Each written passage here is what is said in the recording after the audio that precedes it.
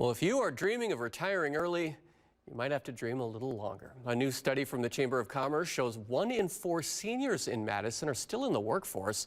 It found that more than 27% of people over 65 in Madison are employed, putting Madison at number 10 in the country for working seniors. It's also 30% higher than the national average of 21%.